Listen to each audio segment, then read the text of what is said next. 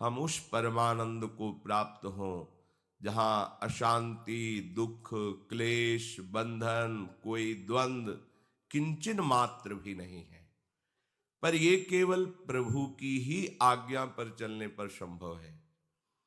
अन्य किसी साधन में या देवता में ऐसी सामर्थ्य नहीं है।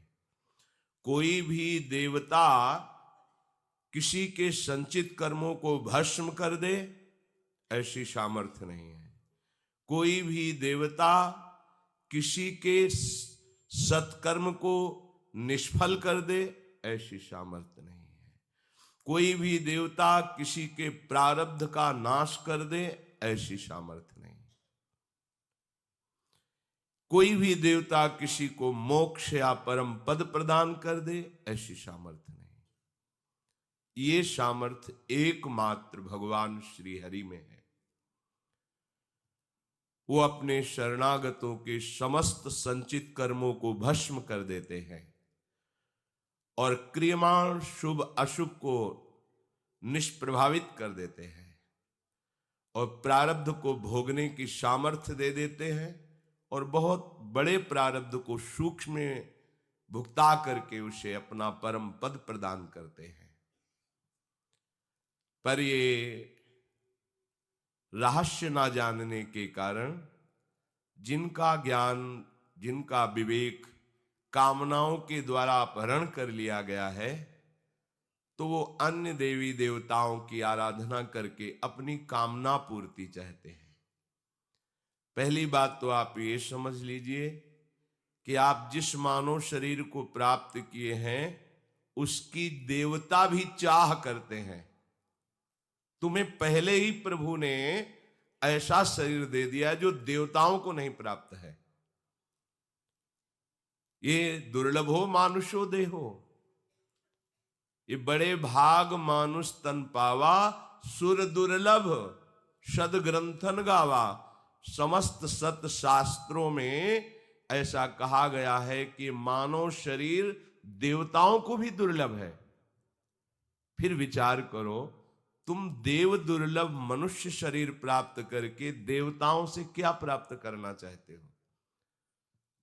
पहला ही जो तुम्हें शरीर मिला है वही उनके लिए दुर्लभ है, क्योंकि शरीर से तुम प्रभु श्री कृष्णचंद्र जी का आश्रय लेकर उनका भजन करके देवलोक का भी, महालोक, जनलोक, तपलोक, ब्रह्मलोक का भी अतिक्रमण करके आप परम पद पर आरूढ़ हो जाएंगे। जो देव शरीर से नहीं हो सकता वो मानव शरीर से होता है। अब इस सुदुर्लभ मानव देह को प्राप्त करके कुछ वासनाओं से पीड़ित होकर अपनी कामना की पूर्ति के लिए हम किसी व्यक्ति का भजन करने लगते हैं। वो बड़े आदमी हैं, हम पर कृपा करेंगे, हमें कुछ धन दे देंगे, हमारी सुरक्षा कर देंगे, हमारा परिवार सुखी रहेगा, हम सुखी रहेंगे। ज्ञान अपरित हो गया है। वो अमुक देवता हमारी कामना की पूर्ति कर देंगे, ऐसा ऐसा अनुष्ठान किया जाए, ऐसा ऐसा भजन किया जाए देवताओं का, तो हमें कामना की पूर्ति कर देंगे। अच्छे से समझ लीजिए, इनको जितना सामर्थ्य भगवान ने दिया है बस उसके अंतर्गत आपकी जो साधना होगी उसका वो फल दे देंगे। वो भी सांगो पांग हुई तो, नहीं तो नहीं। लेकिन प्रभु की उपासना में यदि त्रुटि भी हो गई तो फल में त्रुटि नहीं होती। भगवत आराधन करने वाले हरि शरणागत से यदि त्रुटियां भी हो गई, गलतियां भी हो गई, कमियां भी हैं, तो भी वो परम पद को प्राप्त हो जाएगा।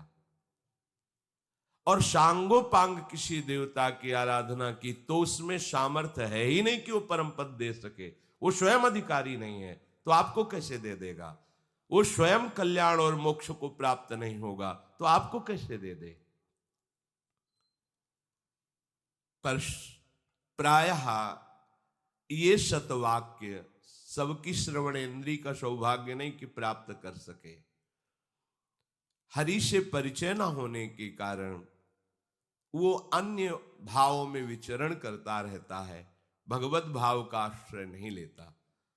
यद्यपि प्रभु ही सब रूपों में है, सब देवताओं के रूप में भी प्रभु है, पर भगवत भावना होने के कारण प्रभु से बिलग मानकर किसी अन्य नाम रूप देवता की आराधना यदि करता है तो उस नाम रूप देवता वाले को प्रभु ने ही सामर्थ्य दी है, पर एक सीमा में, एक अधिकार के अनुसार। उसमें किसी अन्य की सामर्थ्य नहीं है। जैसे देवताओं में महाबली पवन देव, अपार बल, लेकिन ये बल भगवान के द्वारा ही दिया गया है। देवताओं में महान तेजस्वी अग्निदेव, पर इनको सामर्थ्य भगवान से ही मिली हुई है। सत्संग में कई बार सुनाया है कि एक बार समस्त देवता दैत्यों पर विजय प्राप्त करके विजयोत्सव मना रहे थे। अप्सराएं नृत्य कर रही थी, गंधर्वगण गान कर रहे थे, देवता उन्मत्त हो रहे थे। तो श्री भगवान ने देखा कि विजयश्री की उन्मत्तता से युक्त है, इनको ये पता नहीं कि विजयश्री कहां से प्राप्त होती है। अचानक सभा के जहां तक नजर पहुंच सके उस जगह भगवान भयानक यक्ष के रूप में प्रकट हो गए। सबकी दृष्टि गई, सभा में जो नृत्य गान वाद्य हो रहा था रुक गया। कौन है ये इतना भीषण रूपधारी? और त्रिभुवन में ऐसा कौन है कि देवराज इंद्र की सभा में ऐसे अवहेलनात्मक भाव से खड़ा है? पहले तो आकर प्रणाम करना चाहिए, क्योंकि देवराज इंद्र त्रिभुवन के सबसे बड़े देवता हैं, समस्त देवताओं के राजा हैं, इसीलिए देवताओं के इंद्र हैं। ये कौन है जो बिना नमस्कार किए ऐसे ही खड़ा है? देवराज इंद्र ने कहा कि परिचय प्राप्त करके लाओ। भगवान पवन देव जी गए, कहा तुम कौन हो? उनका पहले आप अपना परिचय बताइए। बोले मेरा नाम पवन देव है, मरुत। प्रभाव क्या है आपका? हम चाहें तो पूरे त्रिभुवन को एक क्षण में नष्ट कर सकते हैं।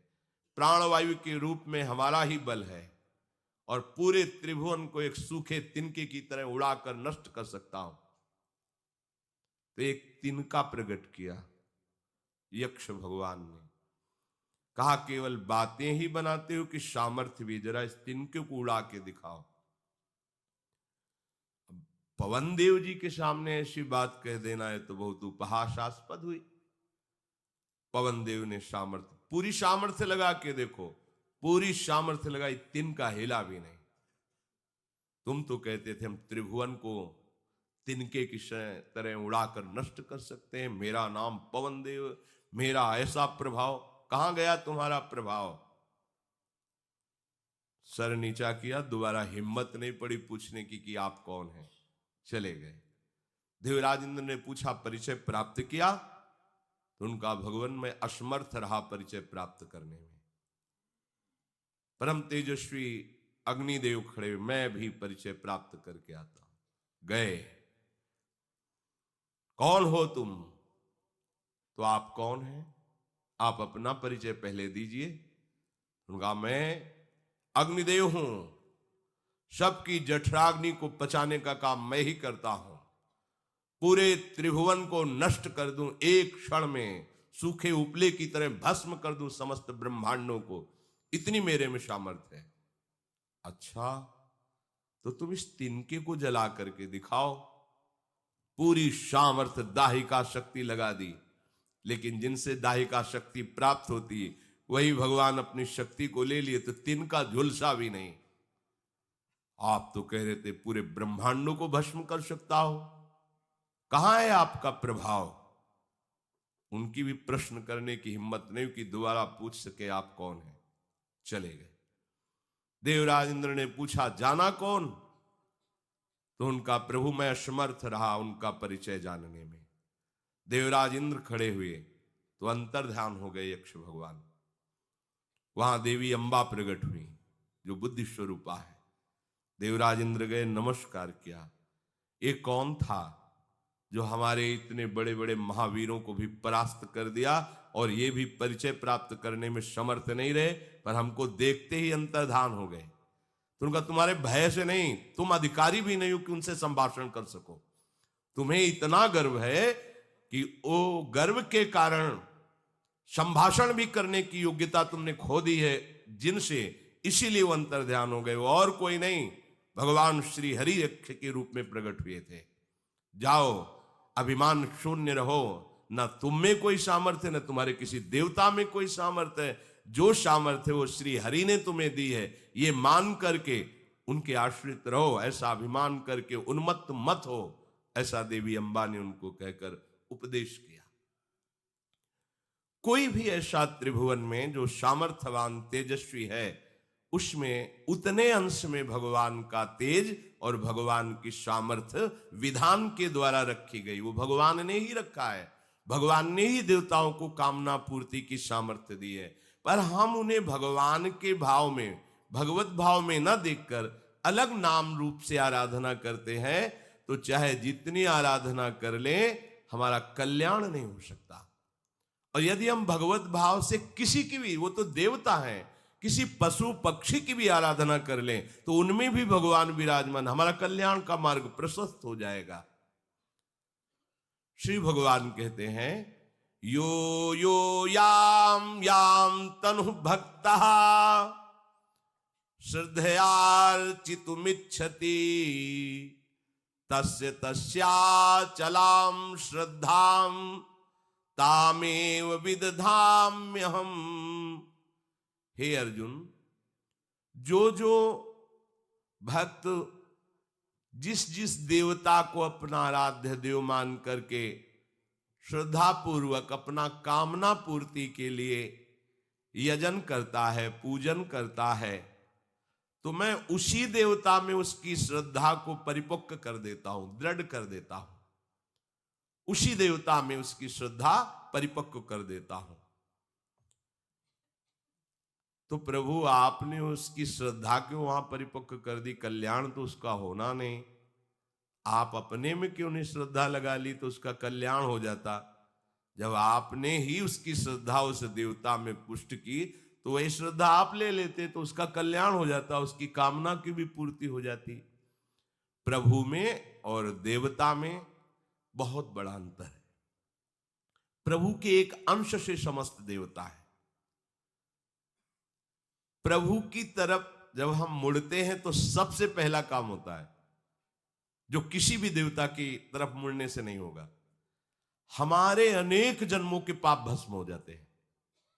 यह किसी देवता की आराधना से नहीं होगा कि आप किसी देवता के शरण लिए तो सन्मुख होए जीव मोहि जबहि जन्म कोटि अग्नाशों तबहि। ये कोई देवता नहीं कर सकता, क्योंकि उनकी सामर्थ्य इतनी नहीं। वो तो सिर्फ इतना, तुम जितना पुण्य का अनुष्ठान करोगे और मांग करोगे उसके अनुसार तुम्हें फल दे देंगे। फल जो भी चाहो उसके अनुसार आपके पास उतना तप होना चाहिए, उतनी पुण्यवृत्ति होनी चाहिए। पर हमारे कृपालु श्री हरि की तरफ चलने में ऐसा नहीं। जो ही आप मुड़े, अभी कुछ किया नहीं, केवल भगवद आश्रय लिया, तो अनेक जन्मों के पापों को भस्म कर देते हैं। अब आपने कामना की, धन की, पुत्र की, जो भी, वो देखेंगे कि उचित है कि नहीं, तुम्हारा मंगल होगा कि नहीं। वो मंगल भवन है, देखा, हाँ ठीक है। अगर ये कामना इसकी पूर्ति हो जाएगी तो ये आगे बढ़ करके भजन करते हुए परम पद को प्राप्त होगा। ज्यादा प्रयास नहीं करना पड़ेगा, आपकी कामना पूर्ति हो जाएगी और आपका परम कल्याण का मार्ग भी प्रशस्त हो जाएगा, भगवत प्राप्ति भी हो जाएगी। पर यह किसी देवता में नहीं है सामर्थ्य है, क्योंकि खुद भगवत प्राप्ति की योग्यता वाले शरीर में ही नहीं है। भगवत प्राप्ति की योग्यता का तो एकमात्र मानव देह का ही वर्णन किया गया शास्त्रों में। साधन धाम मोक्ष कर द्वारा साक्षात मानव देह। तो भगवान इसलिए सबकी श्रद्धा को अपनी ओर नहीं आकर्षित करते कि सबको मानव देह में स्वतंत्रता दी है। तुम भूत में श्रद्धा करो, पितर में श्रद्धा करो, देवता में श्रद्धा करो, या आसुरी भाव में, काम क्रोध आदि में किए ही हो, या और घृणित भाव, स्वतंत्र हो। इस समय तुम जो चाहो कर सकते हो। नवीन कर्म करने का पूरा अधिकार है। भगवान इतनी बात की तुम्हें स्वतंत्रता दिए कि मानव शरीर तुम्हें 80 वर्ष 100 वर्ष जो भी मिला है, इसमें जो चाहो तुम कर सकते हो, भगवान विक्षेप नहीं पहुंचाएंगे। ये लोग कहते हैं भगवान इसको नष्ट क्यों नहीं कर सकते, ये पापाचरण करता है, भगवान तो सर्व सामर्थ्यशाली, अभी इसको नष्ट कर दे। नहीं करेंगे, समय दिया है, इतनी साल की आयु है, तुम घोर पापाचरण कर लो जितना करना चाहते हो, या तुम पुण्य कर लो, या भजन करके भगवत प्राप्ति कर, पूरी स्वतंत्रता है। तभी भगवान किसी को बीच में नहीं छेड़ते। हाँ, कोई महत अपराध कर दोगे तो तुरंत दंड विधान लागू हो जाएगा, नहीं तो घोर पापाचारी को भी सुखपूर्वक जीते हुए देखा जाता है, नहीं छेड़ेंगे भगवान। ये स्वतंत्रता दिए, बाद में जब परिणाम आएगा तब तुम्हारे होश खराब हो जाएंगे। तो भगवान कहते फिर मेरे द्वारा मनुष्य को दी हुई स्वतंत्रता की सार्थकता कहां रहेगी? अगर वो जहां भी श्रद्धा लगाना चाहता है मैं नहीं लगाने दूं तो फिर स्वतंत्रता क्या रहेगी? पूरी स्वतंत्रता है। तुम भूत पूजो, पितर पूजो, देवता पूजो, काम क्रोध आदि की पूजा करो, जैसे चाहो वैसे जियो, पर परिणाम तुम्हें जब होगा तो भगवान के विधान से होगा। तो प्रभु जब आप उनकी श्रद्धा देवताओं पर दृढ़ कर देंगे तो फिर तो उनके उद्धार का कोई चांस ही नहीं रहा, क्योंकि आपने दृढ़ की है। आपके द्वारा दी हुई श्रद्धा वो मिट तो सकती नहीं, और देवता परम कल्याण कर नहीं सकते, तो फिर प्रभु उनका तो कभी भी पतन का समाधान नहीं हो सकता, वो तो गिरते चले जाएंगे। कह रहे देवताओं के प्रति मैं श्रद्धा दृढ़ करता हूं, पर उनकी इच्छा के अनुसार जिस दिन वो इच्छा का त्याग कर देंगे वो श्रद्धा से मुक्त हो जाएंगे। क्योंकि कोई भी देवता से प्यार नहीं करता, केवल देवता से अपनी कामना की पूर्ति करता है। आज तक ऐसा नहीं हुआ कि कोई देवता का ध्यान करके अश्रु प्रवाह करते हुए पुलकित होकर उसके गीत गा रहा हो, ये केवल श्री हरि का ही होता है। कहीं त्रिभुवन में दूसरे का, किसी भी देवता से यदि हम आराधना करते हैं तो अपनी कामना पूर्ति की, तो वो श्रद्धा केवल उतनी तक है जितनी तक इच्छा है, और अगर इच्छा का परिवर्तन कर दो तो श्रद्धा का परिवर्तन, कि बहुत कामनाओं में भटक ले, अब निष्काम होकर के हम वो भजन करना चाहते हैं जिससे आवागमन मुक्त हो जाए, तो आपको मार्ग मिल जाएगा, आपकी श्रद्धा का मार्ग बदल जाएगा, वो प्रभु की तरफ हो जाएगा। इच्छा बदलने में मनुष्य स्वतंत्र है, और हमने उसकी इच्छा के अनुसार श्रद्धा पुष्ट की है। जहां इच्छा बदली तो श्रद्धा भी बदल जाएगी, जहां लगाना चाहेगा वहां फिर लगा देंगे हम। भटकते हुए अनंत जन्म व्यतीत हो जाते हैं। सातया श्रद्धया युक्तस् तस्याराधन मीहते लभते च ततः कामान मयैव विहितान हितान।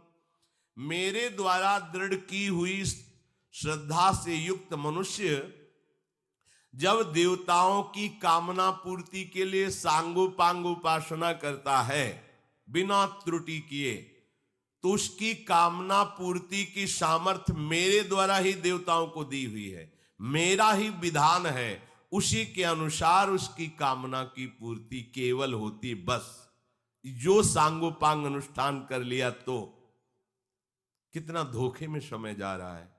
एक कामना पूर्ति के लिए इतना सावधान होकर हम अनुष्ठान की वृत्ति को धारण को, परिणाम में नाशवान कामना की पूर्ति।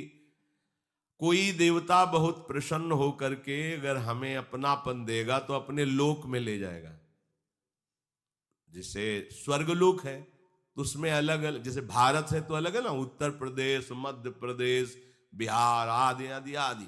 ऐसे ही स्वर्गलोक, एक लोक मृत्युलोक, मृत्युलोक में कितने देश, एक देश में कितने प्रदेश, प्रदेश में कितने नगर, ऐसे ही स्वर्गलोक, स्वर्गलोक में कितने अलग अलग विभाग, अलग पवन देव का अलग विभाग है, अग्निदेव का अलग विभाग है, वरुण देव का वरुण लोक है अलग, ये सब देवलोक के अंतर्गत ही है। जैसे यहाँ मृत्युलोक में, अन्य देशों में भी एक भारत देश में कितने विभाग हैं, कितने प्रदेश हैं, उनमें कितने नगर हैं, ऐसे ही स्वर्गलोक में अलग अलग देवताओं के लोक है। जिस देवता की आप सम्यक आराधना करेंगे वो बहुत प्रसन्न होगा, तो आपको अपने लोक में ले जाएगा, अपने समान भोग भुगाएगा। जहां पुण्य क्षीण हुए तो पुण्य क्षीणे मृत्युलोक के विसंति, घाटा हो गया, काम बना नहीं, स्थायी काम नहीं बना। प्रभु कहते हैं मेरे द्वारा दृढ़ की हुई श्रद्धा से वो मनुष्य उस देवता की आराधना की चेष्टा करता है, और देवता की आराधना जितनी हुई उसके अनुसार उसकी कामना की पूर्ति का विधान मैंने किया है। देखो, जैसे कोई ऑफिसर है भारत का, तो उसकी एक सीमा है शक्ति की कि आप इतना क्षमा कर सकते हो, आप इतना सहयोग कर सकते हो, आप ऐसा दंड विधान कर सकते हो। इसके आगे की बात आगे वाला अधिकारी देखेगा, उसके आगे की बात ऐसे क्रम है। ऐसे अनंत लोकों में अधिकार शक्तियां देवताओं को दिए, और सबके अधिकारी ईश्वर श्री हरि है, भगवान है। कहीं किसी में किंचन मात्र यदि सामर्थ्य है तो भगवान श्री हरि की ही है, दूसरे की नहीं। एक बार गरुण जी महाराज को ऐसा भाव आया कि त्रिभुवनपति भगवान श्री हरि के हम वाहन हैं, कोई दूसरा नहीं कि उनको वाहन कर सके, मैं ही उनको वाहन कर सकता हूं। क्योंकि जहां आदेश होता है हरि वाहन प्रभु को विराजमान कराकर शाम वेद के द्वारा पंखों की स्तुति, पंखों से जो स्तुति प्रकट होती है वो भगवान को प्रसन्न करते हुए उड़ते रहते हैं। जैसे गाड़ी में नहीं वो टेप लगा दे तो गाना बज रहा है, बाजे बज रहे हैं, मस्ती से गाड़ी चला रहे हैं, ऐसे भगवान के वाहन है गरुड़ जी महाराज। जब भगवान आरूढ़ होते हैं तो पंखों से शाम वेद शुरू हो जाता है, सुंदर शाम वेद, भगवान की स्तुति का गान कर रहे हैं, पंखों से आवाज निकलती, और भगवान गरुण देव अत्यंत तीव्र गति से चलते हैं। और इतना बल है कि जब अपनी मां की आज्ञा पालन करने के लिए अमृत का कलश उठाने के लिए देवताओं के पास गए, और देवताओं को सूचना हो गई, तो सब दैवी शक्ति से संपन्न देवता एक साथ टूट पड़े गरुड़ जी पर। एक पंख के प्रहार से सबको अमरत्व प्राप्त के सबको मूर्छित कर दिया।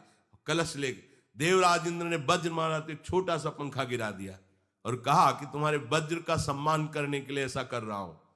बोले हे महाबली, मैं तो आपके बल का अंत ही नहीं पा रहा हूं, हमारे देवताओं को कोई परास्त कर सके भगवान श्री हरि के सिवा ऐसा कोई है नहीं, क्योंकि इनमें बल दिया गया है। तो आप में कितनी सामर्थ्य मैं जानना चाहता हूं। तुमका पूरी तो मैं भी वर्णन नहीं कर सकता, पर इतना जरूर है कि अनंत ब्रह्मांडों समस्त हम अपने एक पंखे में रख के आराम से उड़ सकते हैं।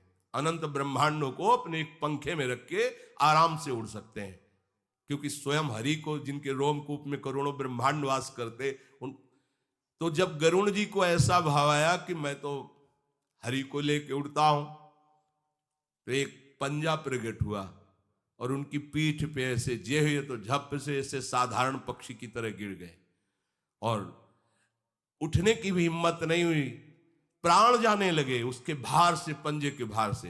तब पुकारा त्राहिमाम, हे रमाकांत, हे हरि मेरी रक्षा करो। प्रकट हो गए, बोले अभी तो केवल पंजा रखा है, हम नहीं बैठे। हे गरुण, हम अपने ही बल से अपना वाहन करते हैं, हमें कोई वाहन कर सके ऐसा कोई है नहीं। समझो, तुम हमारे एक पंजे को भी नहीं सह सकते हो। ऐसे महाबली गरुण को भगवान ने दिखाया, एक पंजे का भार नहीं सह सकते, फिर मेरा भार। अनंत बलशाली प्रभु श्री हरि है, अमित महिमा, अमित पराक्रम। तो जैसे सरकारी अफसरों को सीमित अधिकार दिया जाता है, वो अपने अधिकार के अनुसार ही क्षमा कर सकते हैं या दंड दे सकते हैं, ऐसे देवता जन हैं। भगवान ने एक सीमित अधिकार इनको दिया है। ये बात सबको न सुनाई देती है न समझ में आती है। पूज्य श्री गोस्वामी तुलसीदास जी महाराज एक पद में कहते हैं कि प्रभु बहुत नाच लिया, अब मैं नाचना नहीं चाहता, थक गया, आपकी माया ने बहुत नचाया। नाचत ही निशि दिवस मर्यो। जरा विचार करके देखो, अपने लोग बहुत छोटी बुद्धि के, केवल वर्तमान मनुष्य शरीर के सुख सुविधा की बात सोचते हैं। ये नहीं सोचते कि हमारी यात्रा कहां से प्रारंभ हुई, कहां विश्राम होगी। ये चलता ही रहेगा, कब तक चलता रहेगा? हम जल रहे हैं, ये कामना, ये गलती हो गई, उसका दंड भोगे, ये अपराध बन गया, उसका, कब तक चलता रहेगा ये प्रपंच? मन को एक कामना की पूर्ति कराओ, दूसरी कामना खड़ी किए है, दूसरी की पूर्ति कराओ, चार और खड़ी किए, ये कब तक चलता रहेगा? पर ये विचार मलिन अंतःकरण में नहीं घुस पाते कि हमारे जन्म जन्मांतर के इस चक्र का भेदन कौन कर सकता है। हम बहे चले जा रहे हैं, बहे चले जा रहे हैं। हम इतने दुर्लभ मानव देह को प्राप्त कर ऐसे बहे चले जा रहे हैं कि कोई सहारा नहीं दिखाई दे रहा। हम जिसका सहारा ले रहे वो भी बह रहा है। जैसे कोई बहता चला जाए, बहते बहते वाले का सहारा ले, दोनों डूबेंगे। कौन है जो विकराल काल से हमें बचा सके? अंतिम फाइनल कौन है विकराल काल से बचा सके? कौन है इस जन्म मृत्यु के भयावह बंधन से हमें मुक्त कर सके? कोई नहीं प्यारे। तुम वैसे ही बहते रहोगे इस भव समुद्र में। एकमात्र उपाय है श्री हरि शरणम। गोस्वामी जी कह रहे हैं, नाचत ही निशि दिवस मर्यो। पक्की बात। पहले जलाता है कि ये भोग करो मन। अगर आप धर्म विरुद्ध होकर के, भगवान का विस्मरण करके, अपने मन को शांत करने के लिए कि भैया तू बहुत जला रहा है, चलो अब उस भोग को भोग लिया, अब जलो, अब क्या होगा, इसका दंड विधान क्या होगा, अगर कोई जान गया तो क्या होगा, इतने प्रकार के भय मन में उपस्थित कर देता है, फिर बंधता चला जाता है। सच्ची मानिए, भोगते समय तुम्हें समझ में नहीं आ रहा, अब जब तुम भोगते भोगते उससे दुखी हो गए और निकलना चाहते हो, तो अब वो नहीं निकलने देगा जिसको भोगा है। ऐसे ही चल दोगे, ऐसे ही छूट जाओगे कि हमारा मन हुआ भोग लिया, हमारा मन हुआ चल दिया। अब नहीं, तुम्हारा कर्म तुम्हें नहीं छोड़ेगा। विषाद, भय, क्लेश, चिंता और नवीन भोगने की तृष्णा फंस गए। विषय चुगा जिन चुगय मन, चुगत कछुक सुख होए, फिर फांसी ऐसी परे तेषम दुख न कोए। आप अविवेकवान हैं इसलिए नहीं समझ पा रहे। विषय चुगा चुनने में तुम मस्त हो रहे हो, नहीं समझ में आता, जीव नहीं समझ पाता। जो तुम आचरण कर रहे हो वो कर्म ही इतना भयानक है, तुम्हें वैसे ही मारेगा। और इतना ही नहीं है, ये तो केवल उसका ब्याज है, मूल तो नरक भोगना पड़ेगा। ये भयावह संसार, ये दुष्ट मन कैसे तुम्हें बताएं कितना नीच है। एक तरफ सलाह देता है भोग लो, दूसरी तरफ भय देता, क्यों भोगा, क्यों फंसा मैं, अब नहीं करूंगा। उसी के दूसरे क्षण फिर तीसरे भोग में फंसा देता है। इसकी चाल को कोई समझ पा रहा है? ये हमारा मित्र है। ये नीच मन हमको प्रतिपल ऐसे फंसाता चला जाता है कि आज सत्संग मिला, आप सोचते हो निकल जाएं, तो आप देखो आपको कैसा भय प्रदान करेगा। निकलने की सोचते ही सैकड़ों भय आके खड़े हो जाएंगे। कैसे निकलोगे?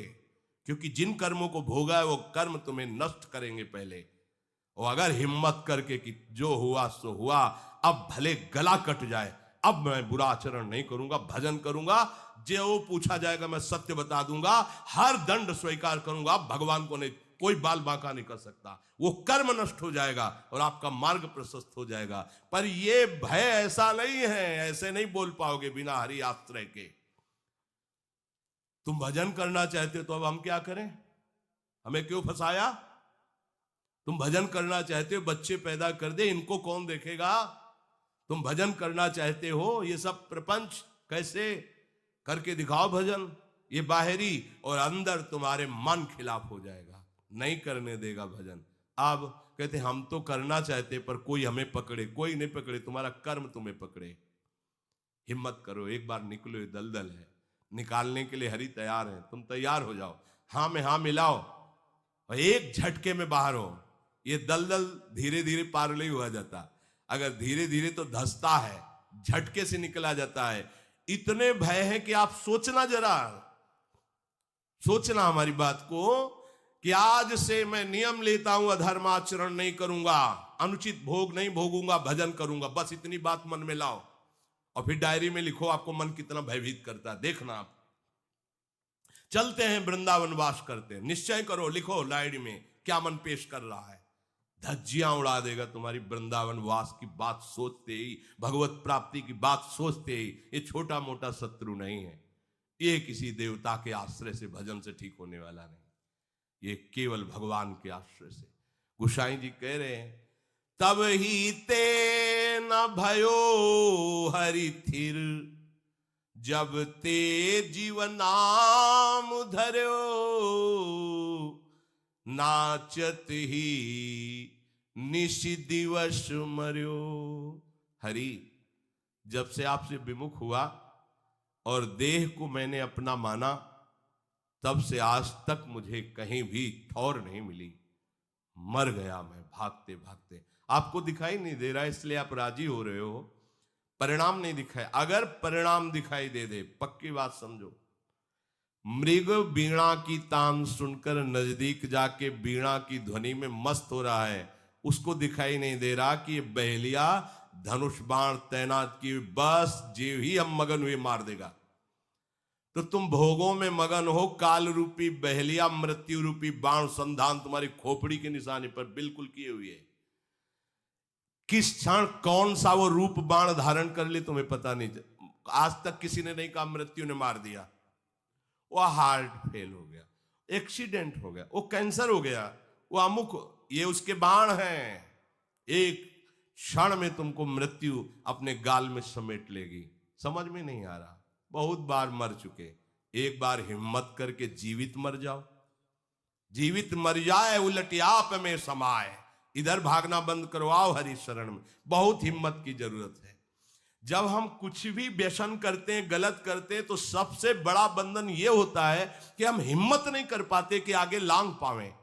बस डर लग जाता है, हम कैसे चल पाएंगे, हम कैसे जी पाएंगे, हम इस भोग के बिना कैसे रह सकते हैं। एक छोटा सा, जिसकी ताकत नहीं आपसे आंख मिलाने की, वो आपको भयभीत कर देगा। यदि आपने भोग में स्वीकार कर लिया है वृत्तियों को, वो आपको भयभीत कर देगा। निर्भय पद के अधिकारी को भयभीत कर देगा। उसकी हिम्मत नहीं रहेगी कि उसके आगे आंख मिला सके। बिल्कुल, जब भोग आते हैं तो दैन्य बन के आते हैं, और जब भोग से हटना चाहोगे तो तुम्हें गुलाम बना के रखेंगे। ये लिख लो कागज में बात। भोग के तुम स्वामी नहीं हो, भोग तुम्हें गुलाम बना रहा है। और जब हटना चाहोगे तो भयभीत हो जाओगे और अंदर लगेगा मैं इसके बिना जी नहीं सकता। ये उसकी गुलामी है। हम समझ नहीं पा रहे। तब ही ते न भयो हरि थिर, जब ते जीव नाम धर्यो। जब से हे हरि मैं आपसे अलग होकर देव भाव को स्वीकार किया और जीव कहा गया, तब से आज तक कभी चैन से मैं नहीं रह पाया, भागता ही रहा। बहुवासना विविध कंचुकी, भूषण लोभादि भर्यो।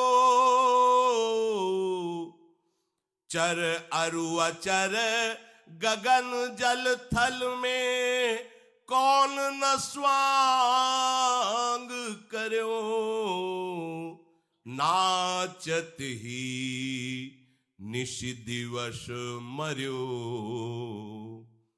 हे हरि, ये बहुत प्रकार की वासना, विविध रंग के वस्त्र हैं, कंचुकी आदि, और ये लोभादि, ये भूषण, इनको पहन करके चर में अचर में, कभी जड़ बना, कभी चैतन्य बना, कभी आकाश में, कभी जल में, कौन कौन से स्वांग भर करके नाचता रहा। क्या क्या नहीं बना, सुअर कुत्ता बना, देवता बना, भूत बना, ब्रह्मा बना, लेकिन आज तक हरिदास नहीं बना। भगवान के चरण का दासत्व स्वीकार नहीं किया। बहुत नाच लिया, रात दिन नाचते नाचते मर गया। प्रभु, ये भिखमंगापन हमारे हृदय से अब भी नहीं गया। देव दनुज मुनि नाग मनुज, नहीं जाचत को बर्यो। मेरो दुसाह दरिद्र दोष दुख, काहू तो न हर्यो। कौन ऐसा देवता है, दानव है, नाग है, मनुज है, जिससे मैंने मांगा ना हो। सबसे मांग मांग कर हार गया, किसी ने मुझे नहीं बचाया। क्या? तुषाह दरिद्रता, क्या दुष्टा दरिद्रता, और मिल जाए और मिल जाए और मिल जाए। जितना धन मिलता जाएगा, जितनी कामनाओं की पूर्ति हो जाएगी, उतने बड़े भिखारी बनते चले जाओगे। पहले 1 रुपए की जरूरत थी, फिर 100 की जरूरत थी, फिर 1000 की, फिर लाख की, फिर करोड़ की। अब तो जरूरत ही जरूरत है। क्या होगा इतने से? कितना भिखारीपना, भिखमंगा भाव बढ़ गया कि करोड़ों से भी कुछ नहीं होने वाला। समझो समझो, ये दुष्टा दरिद्रता संतोष से जाएगी। संतोष हरि चरणों के आश्रय से आता है, बाजार में नहीं मिलता, किसी साधना से नहीं मिलता। यह हरि कृपा से संतोष, और जहां संतोष आया समस्त कामनाएं नष्ट हो जाती है। बिन संतोष न काम न शाही, वो अछत काम सुख सपने हुनाही।